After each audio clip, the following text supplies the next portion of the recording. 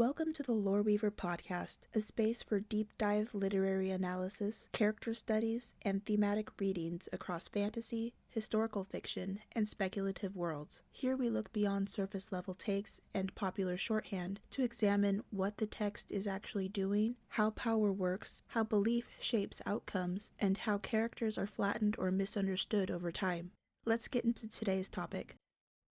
When most people hear the word Cinderella, they do not think of political coercion, forced prostitution, child marriage, dynastic instability, or dragons. They think of a mistreated girl, a magical transformation, a glass slipper, a prince, and a happy ending. But Cinderella is much older, stranger, and far more flexible than the modern version that most people know. And in A Song of Ice and Fire, it becomes something far darker.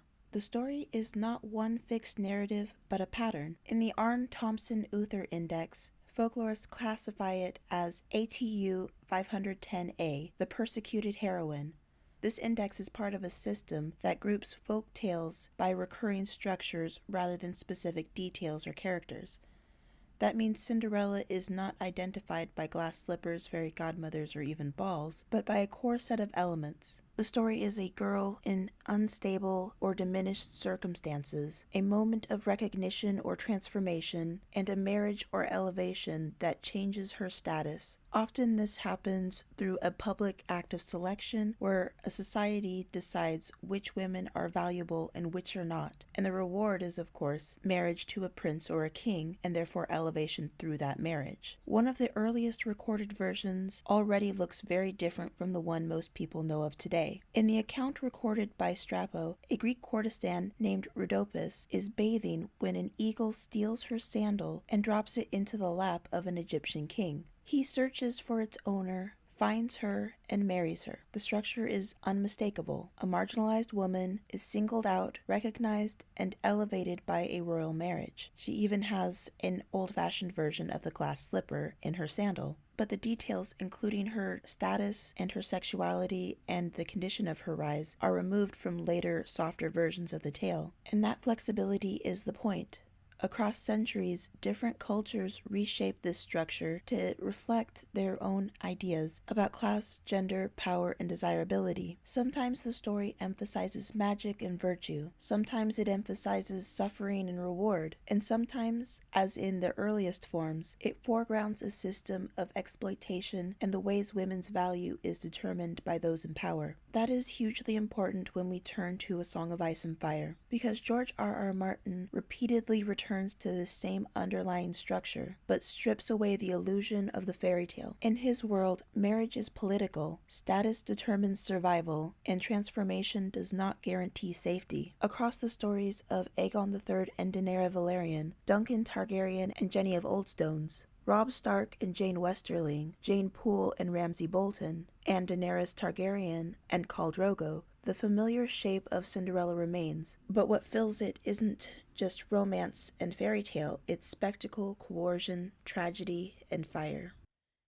If George R.R. Martin ever wrote a version of Cinderella as political theater, it may be the story of Aegon III Targaryen and Daenaera Velaryon. On the surface, the parallels are obvious. A young king must choose a bride. Noble girls from across the realm flood the capital hoping to be the one selected. There is even a royal ball, where maidens are presented before the ruler, one by one. Structurally, that is very close to one of the core Cinderella ideas. In the broad folklorist sense, Cinderella is a story of a girl whose fortune changes dramatically and who rises through being singled out by a king or a prince. This is an opportunity for the hand of the king, Unwin Peake, to appear fair while trying to make sure that his daughter Muriel had the best chance of being chosen. While the vast majority of the women and girls only had a few seconds with Aegon before being shuffled away, Muriel had been in his company regularly for about a month. The day of the ball was as unromantic and procedural as possible. The Maiden's Day Cattle Show is what Mushroom named it afterward. Even the singers who had been very excited about it found that they had very little to sing about as the event unfolded. The king himself appeared to be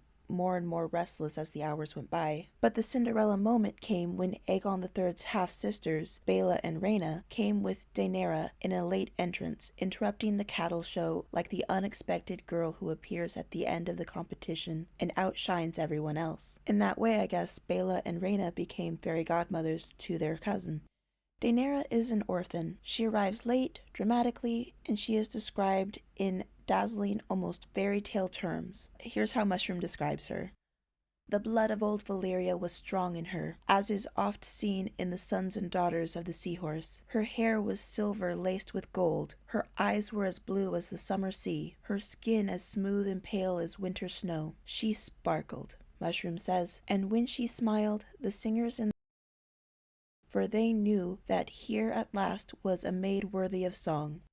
This is straight out of fairy tale language and extremely overdramatic, especially given Daenerys' age. She is the radiant maiden who enters the scene and instantly eclipses all other carefully prepared rivals before her. And of course, Aegon III responds to her far more than he has responded to any other, even poor Muriel. Martin immediately twists this fairy tale, though. Versions of Cinderella vary wildly in what the recognition event looks like. At this cattle show, there is no dancing, there is no private conversation, there is no magic. There is no sense that the king and the maiden are discovering one another as individuals. The girls do not even truly interact with Aegon very much. They are paraded beneath him while a herald announces their names and lineages. Aegon nods, then the next one comes forward. Mushroom's name for it as the Maiden's Day Cattle Show is important because that is Martin exposing the ugly political reality behind the fairy tale pageant. Cinderella stories often present the marriage market as enchanted destiny. Martin presents it as commodification. The maidens are not being courted,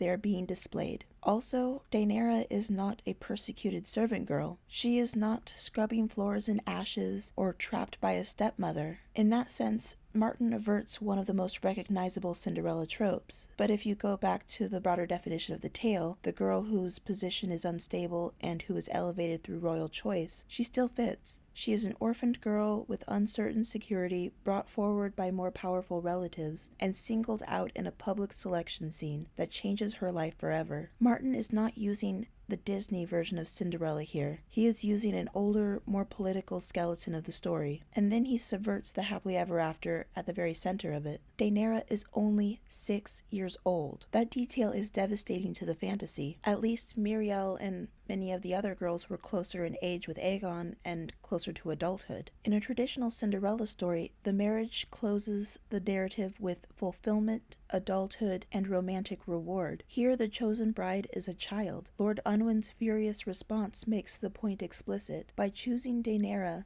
Aegon has undermined the entire political purpose of the marriage. She is too young to bed, too young to bear heirs, too young to resolve the succession. So even in the moment where the fairy tale claims to culminate, the king chooses the beautiful maiden and announces she will be his bride. Martin reminds us that this is not romance. It is dynastic policy, and the girl at its center is a child being inserted into an adult political machine. That is where the story moves from subversion into deconstruction. Martin is not simply making Cinderella darker in this case. He is asking what this kind of story would actually look like in a feudal monarchy. What if a realm-wide bride selection were not magical but administrative? What if the beautiful chosen maiden was not a woman ready for love but a 6-year-old political symbol? What if the ball were not a site of destiny but a rigged competition full of sabotage, gossip, and coercion? In other words, Aegon III and Daenerys preserve key Cinderella tropes including the royal search, the dazzling maiden, the sudden selection, and the rise to queenship. But Martin removes the emotional logic that usually makes those tropes feel romantic. The result is a story that still looks like Cinderella from a distance, yet up close becomes something colder and more disturbing. Not the triumph of a dream girl at a ball, but the exposure of how marriage, beauty, and female worth are politicized in Westeros.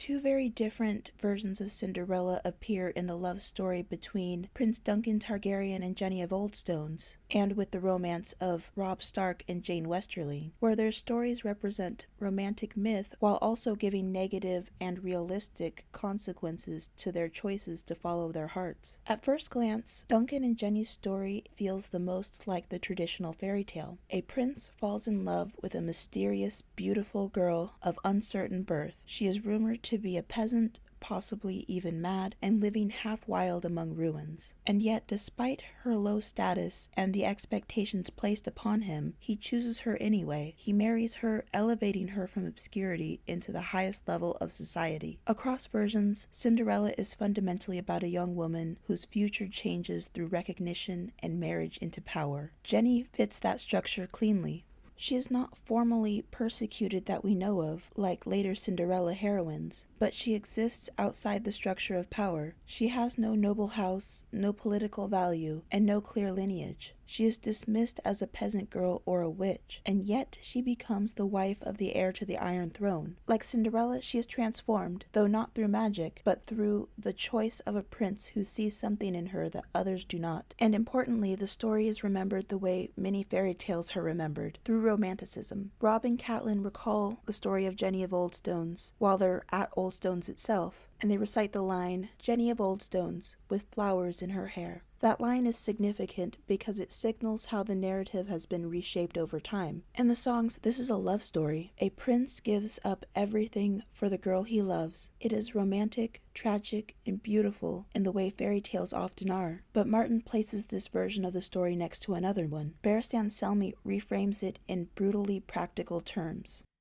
The Prince of Dragonflies loved Jenny of Oldstones so much he cast aside a crown, and Westeros paid the bride price in corpses. All three of the sons of the fifth Aegon had wed for love in defiance of their father's wishes, and because that unlikely monarch had himself followed his heart when he chose his queen, he allowed his sons to have their way, making bitter enemies when he might have made fast friends. Treason and turmoil followed, as night follows day, ending at Summerhall in sorcery, fire, and grief.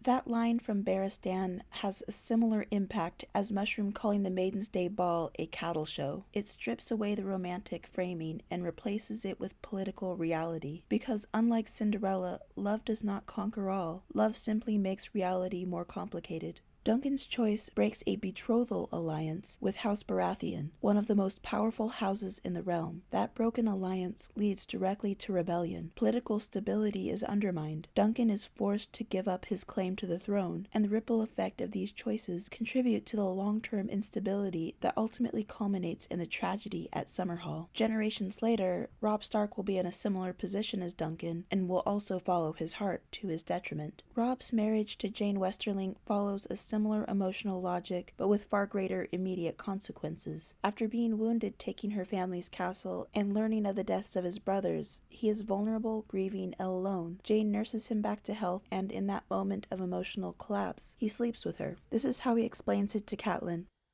"I took her castle, and she took my heart." Robb smiled. "The crag was weakly garrisoned, so we took it by storm one night. Black Walder and the Small John led scaling parties over the walls, while I broke the main gate with a ram. I took an arrow in the arm just before Sir Rolf yielded the castle. It seemed nothing at first, but it festered. Jeyne had me taken to her own bed. She nursed me until the fever passed, and she was with me when the great John brought me the news of Winterfell, Bran, and Rickon." He seemed to have trouble saying his brothers' names. "That night she comforted me, mother." Catelyn did not need to be told the sort of comfort Jeyne Westerling had offered her son. "And you wed her the next day." He looked her in the eyes, proud and miserable at once. "It was the only honorable thing to do. She is gentle and sweet, mother. She will make me a good wife. Perhaps that will not appease Lord Frey." "I know," her son said, stricken. "I have made a botch of everything but the battles, haven't I? I thought the battles would be the hard part." Like Jenny, Jeyne is suddenly elevated, transformed from a girl of relatively minor standing into a queen. While Jeyne isn't a peasant like Jenny, her family, House Westerling, is not among the wealthiest nor most powerful houses. The news that Robb has married her and broken his word to choose a wife from among the wealthy Freys is viewed as a win by Robb's enemies. Here's what the Lannisters have to say about it. Lord Tywin was unconcerned. Robb Stark will father no children on his fertile Frey. You have my word. There is a bit of news I have not yet seen fit to share with the council, though no doubt the good lords will hear of it soon enough. The young lord has taken Jeyne Westerling's eldest daughter to wife. For a moment, Tyrion could not believe he'd heard his father right. He broke his word? He said incredulously. He threw away the phrase for words failed him.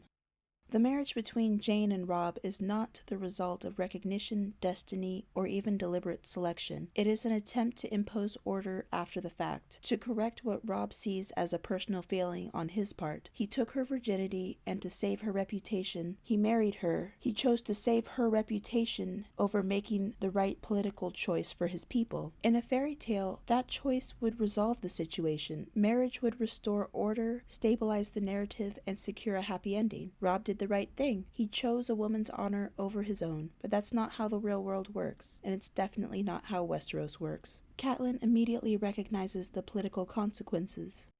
Not only have you broken your oath, you've slighted the honor of the twins by choosing a bride from a lesser house.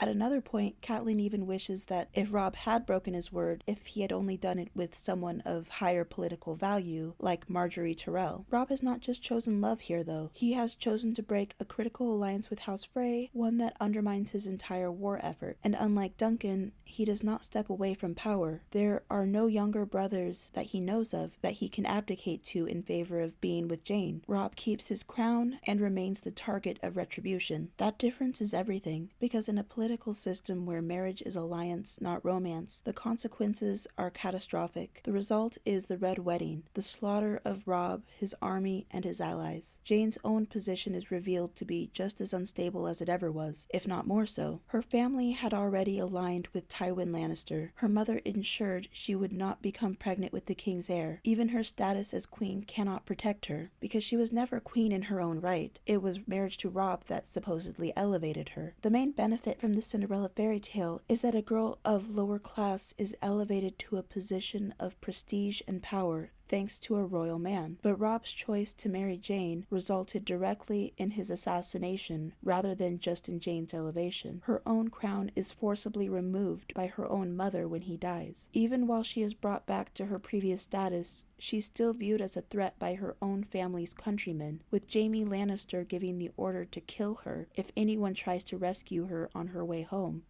Love and marriage didn't fully elevate Jeyne as Cinderella. Instead, she got the marriage, she got love with a king, the king died, and she was sent back down to earth. In a traditional Cinderella story, the prince's choice is correct by definition. The heroine is worthy, the marriage is just, and the ending restores order. The kingdom is better for it. In these two stories, the prince's choice may be emotionally sincere, but they're politically disastrous. That's where Martin subverts the trope. The story still contains the emotional logic of Cinderella, love over duty, authentic connection over arranged marriage, the elevation of a marginalized girl. But it also asks the question, what happens when a prince chooses love in a system where marriage is supposed to be political? And the answer in Martin's world is not happily ever after. It's broken alliances, it's rebellion, it's assassination, and it's bloodshed. So this is not a deconstruction in the same way as Aegon III's story, where the structure itself is exposed as hollow. Instead, it is a critique on the romantic ideal at the heart of Cinderella. The darkest Cinderella structure in A Song of Ice and Fire may belong to Jeyne Poole, where there is no romance at all. On paper, the structure is still there. A girl of lower status is elevated into a noble marriage. She is dressed in fine clothes, placed in a castle, and presented as a highborn bride. She is even given a new identity, transformed in effect into a princess. Princess Arya of House Stark. But she's not Princess Arya of House Stark. She is Jeyne Poole. She is the daughter of a steward, part of the lower nobility, and in the hierarchy of Westeros, that difference dictates her lot in life. Early on, Sansa dismisses Jeyne's chances of attracting someone like Beric Dondarrion precisely because of that gap in status. Jeyne is not someone who can be chosen in a fairy tale.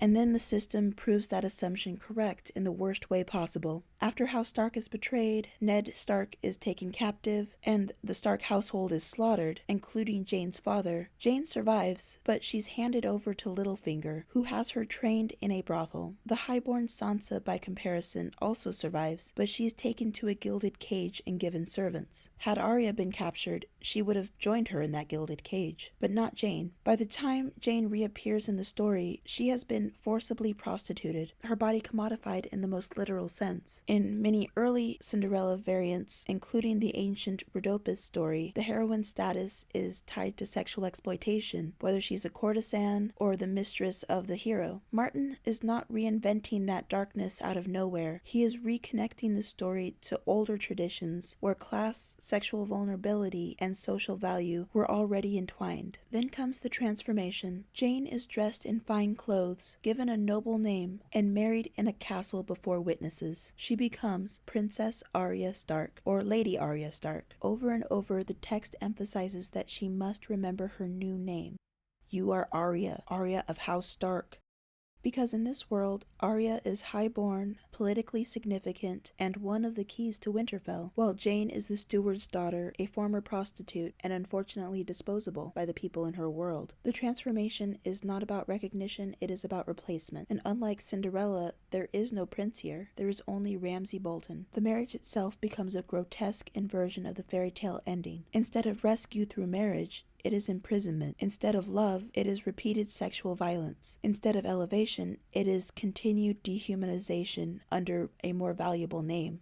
If anything, Ramsay is trying to elevate himself through marriage to Arya, only Jeyne isn't Arya. Even the surrounding characters recognize the difference between the story and the reality. Jaime warns Brienne not to pursue the Arya Stark who is being sent to the north to Roose Bolton, because he knows that she isn't the real Arya. Here's what he says.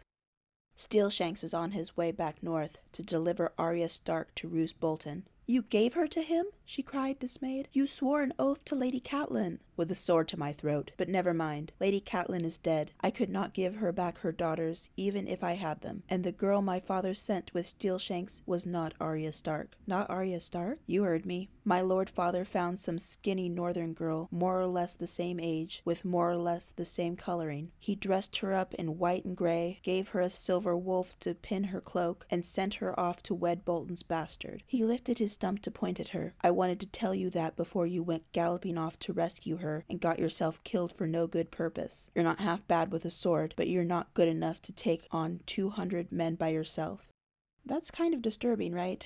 The Arya being sent to Roose Bolton doesn't need rescue because she's not Arya. She's still a person, but to Jaime and unfortunately Brienne too, she's not worth rescuing. Rather than being the real sister of the king in the north and the daughter of Eddard Stark, she is Jeyne, and therefore she does not matter in the same way. The entire rescue narrative collapses under that realization. The fairy tale only works if the girl is the right girl, a girl who is worthy of being rescued, a girl who is worthy of inciting men to go to war for her. Jeyne's tragedy is that she is forced to live inside a story that is not hers. She has to say the words, wear the clothes, play the role of the noble bride. The cost of failure is torture. Tragically, the cost of obedience to Ramsay is also torture. When the wildlings Jon Snow sends to rescue Arya, not Jeyne, come to get her out, she assumes that the rescue is a trick. You have a half-brother, Rowan said. Lord Crow he is. Jon Snow? We'll take you to him, but you must come at once. Jeyne pulled her furs up to her chin. No, this is some trick. It's him. It's my lord, my sweet lord. He sent you. This is just some test to make sure that I love him. I do. I love him more than anything. A tear ran down her cheek. Tell him. You tell him. After Jeyne is finally rescued from Ramsay and Winterfell, resulting in the deaths of the wildling women sent to rescue her, she then has to prove her identity as Arya through a series of questions from Mor's Umber. Even Theon continues to make it clear to her that she is only safe going forward, continuing to pretend to be Arya rather than herself. You saved me, Jeyne had whispered as he carried her through the snow. She was pale with pain, but she had brushed one hand across his cheek and smiled. I saved Lady Arya, Theon whispered back to her. Jeyne's reaction to the fact that she must continue to live as Arya rather than herself is tragic. Jeyne Poole had wept all the way from Winterfell to here, wept until her face was purple as a beetroot and the tears had frozen on her cheeks, and all because he told her that she must be Arya, or else the wolves might send them back. "They trained you in a brothel," he reminded her, whispering to her so the others would not hear. "Jeyne is the next thing to a whore. You must go on being Arya." He meant no hurt to her. It was for her own good, and his. She has to remember her name. That moment is the complete inversion of the Cinderella recognition scene. Cinderella is supposed to be recognized as someone of diminished status and determined as worthy anyway. Instead, Jeyne's lower status is thrown in her face and used as a reason she has to keep pretending to be Arya Stark. Jeyne survives not by being recognized, but by pretending to be someone else. And that is Martin's most brutal deconstruction of the Cinderella story. So, where Aegon III's story exposes the spectacle of fairy tale, and Jenny of Oldstones' story exposes the cost of choosing love over power, Jeyne Poole exposes a darker possibility. Not a dream of transformation, but a nightmare of being forced to become someone else just to have value at all. Another darker version of the fairy tale comes with Daenerys Targaryen and Khal Drogo, but Dany gives us a Cinderella as false rescue and self-empowerment. Because at first, Daenerys' story is being pushed as a fairy tale in-universe, even though she is terrified. She begins as a displaced, powerless girl living under the control of an abusive family member. She has no home of her own, no money, no real agency, and no meaningful future that belongs to her. She and Viserys move from city to city on the charity of others, growing poorer and more dependent as the years pass. He dreams of crowns and kingdoms. She dreams of the house with the red door. In other words, Viserys imagines restoration through power. Daenerys only wants safety. So Dany is being sold into a fairy tale. Not the Disney version, but an older, broader pattern. The unfortunate girl whose life is suddenly altered through elevation and marriage. And Martin very deliberately leans into these familiar beats. Dany is bathed, perfumed, and dressed for presentation. Like Cinderella, she is transformed outwardly before being offered to a powerful man. But the darker edges to it are there, even as Dany is being prepared for Khal Drogo. She is told, "Drogo is so rich that his slaves wear golden collars. 100,000 men ride in his calasar, and his palace in Vastothrak has 200 rooms and doors of solid silver." It is driven home to the reader that Daenerys is becoming one of those aforementioned slaves, even as she is dressed in silk, gold, jewels, sandals, and a tiara. Last of all came the collar, a heavy golden torque emblazoned with ancient Valyrian glyphs. "Now you look all a princess," the girl said breathlessly when they were done. Dany glanced at her image in the silvered looking glass that Valyrio had so thoughtfully provided. A princess, she thought, but she remembered what the girl had said, how Khal Drogo was so rich that even his slaves wore golden collars. She felt a sudden chill, and goose flesh pimpled her bare arms. Even Khal Drogo, in narrative terms, initially occupies the place of the prince, but he's a prince Daenerys fears and knows she is being sold to, rather than one she immediately falls in love with. He is rich, powerful, and feared, and able to provide her what Viserys cannot: security, status, and the means of reclaiming a kingdom. Daenerys is, in effect, sold into the fantasy that marriage to a great man will save her. All the familiar elements are there: the abused girl, the makeover, the marriage, and the promise of elevation. At the party they attend at Drogo's manse, rather than a crowd of prospective brides, Daenerys is the only woman there. But Martin immediately twists the trope by exposing what fairy tales usually conceal. This is not a rescue, this is trafficking. Dany is not being chosen because of hidden virtue or recognition of worth. She is being sold because her body has political value. Viserys says so with horrific clarity when he tells her he would let Khal Drogo's whole calasar essay her, if that was the price that had to be paid for his army. That line strips the fairy tale bare. Dany is not the heroine at the ball. She is the commodity that makes the bargain possible. That is also where Martin begins to subvert this version of Cinderella, rather than simply echo it. Marriage does elevate Daenerys, but only partially and conditionally. Just like with Jeyne Westerling, the elevation and power are dependent on being Drogo's wife. Through him, she gains status, protection, and a form of social and political power. So in that sense, her marriage does function as a Cinderella transformation. The poor and powerless girl becomes a royal wife. Her family member who abused her no longer has the power to do so with impunity. The only one who can abuse her is her husband. Dany's wedding is terrifying. Her marriage begins in fear. Her early sexual experience with Drogo is coercive, and after that first night, the assaults become brutal enough that she considers suicide. This is crucial because Martin is not merely darkening the fairy tale for shock value. He is exposing the violence hidden inside the structure where a girl's salvation depends on being married to a powerful man. In a traditional Cinderella story, marriage resolves the heroine's vulnerability. In Daenerys' story, marriage rearranges it. She is no longer under Viserys' control in the same way, but she is now subject to Drogo's. She gains protection, but not full freedom. She rises in rank, but not yet into full personhood. Her worth is still mediated through a man. When Drogo is on the verge of death, his blood riders make it clear that she is only valuable as Khaleesi because she is Drogo's wife, and that importance ends when Drogo dies. Ser Jorah stepped between them, loosening his long sword in his scabbard. "Rein in your tongue, blood rider. The princess is still your Khaleesi." "Only while the blood of my blood still lives," Kothos told the knight. "When he dies, she is nothing." Dany felt a tightness inside her. "Before I was Khaleesi, I was the blood of the dragon."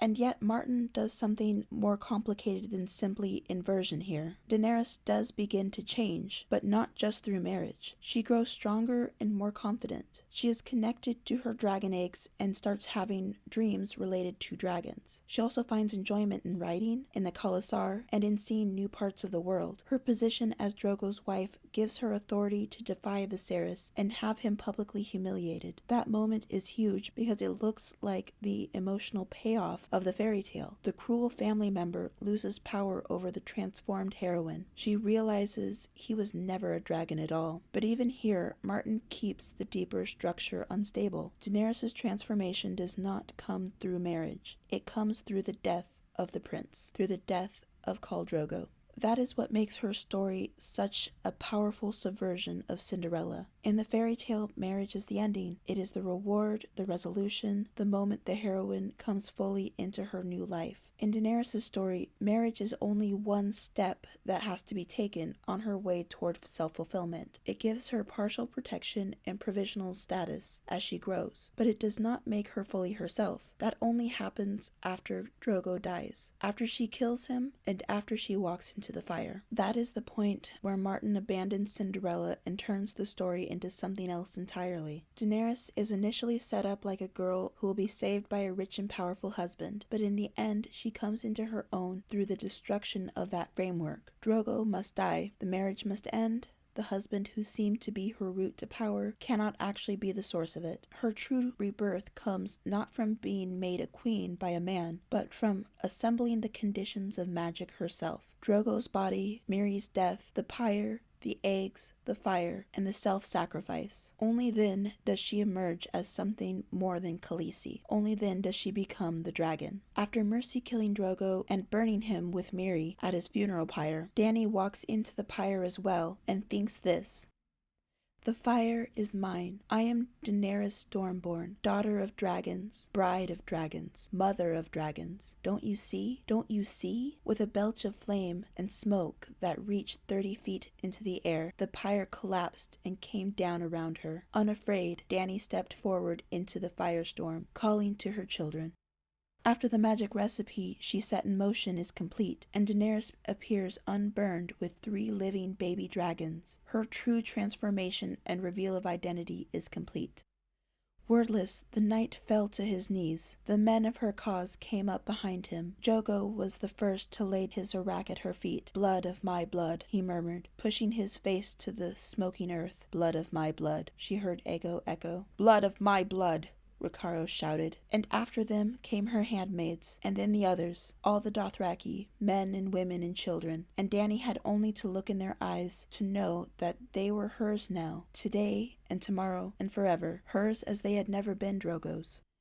So Daenerys absolutely contains Cinderella elements: the displaced girl, the beautification in preparation for a man, the marriage to a powerful husband, the rise in status. But Martin radically deconstructs the promise embedded in those elements. He asks what it would actually mean for a vulnerable girl to be rescued through marriage into power, and his answer is that the rescue is incomplete, conditional, and violent. Daenerys does not become herself because a prince, or in this case because a khal, chose her. She becomes herself only after she survives the system that tried to define her through men at all. So if Aegon III and Daenerys were a ball without magic, Jenny of Oldstones is a peasant bride romance with political consequences, and Jeyne Poole is the horror version of the fairy tale, then Daenerys is the false Cinderella ending, the girl who is offered salvation through marriage, only to discover that her real transformation begins when she gains power through herself. Taken all together, these 5 stories show that Martin is not simply referencing Cinderella once or twice. He is repeatedly taking apart the story and redistributing the pieces. With Aegon III and Daenerys, he gives us the ball, the parade of maidens, and the dazzling chosen girl, but he drains the romance and reveals it as political theater. With Duncan and Jenny, as well as Robb Stark and Jeyne, he gives us the prince who chooses to marry for love, but replaces the fairy tale ending with rebellion, abdication, and bloodshed, as well as assassination. With Jeyne Poole, he gives us perhaps the darkest version of all, the poor girl transformed into a noble bride, not to be recognized and saved, but to be erased, used, and brutalized. And with Daenerys, he gives us a girl who appears to be on the Cinderella path, the abused sister dressed as a princess and married to a powerful man, only to show that her true transformation begins not with marriage, but with surviving it and stepping beyond it. Overall, he's highlighting how unromantic this story can be, how at the center of this fairy tale, it's about ranking women's values and making them dependent on men. He essentially breaks that apart, puts it back together, and gives Cinderella a very different ending as an empowered young woman in Daenerys Targaryen. But what do you think about the way George R.R. Martin uses fairy tales? Are there any Cinderella stories I've missed within the lore of A Song of Ice and Fire? If so, let me know down in the comments below. Thanks for listening to the Lore Weaver podcast. If this episode sparked questions or changed how you viewed the text, please feel free to share your thoughts in the comments, or pass this episode along to someone who enjoys thoughtful literary discussion. Until next time, keep reading closely and explore the lore.